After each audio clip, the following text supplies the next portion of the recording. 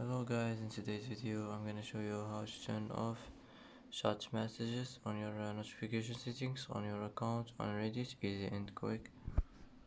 First click on your profile here, now click settings and now click account settings, now click manage notifications and here you will find it, chat messages. Just click on it like this and it will be turned off. And that's how to turn off chat messages on your account on Reddit, easy and quick. And that's it for today's video. If you like this video, don't forget to like and don't forget to subscribe.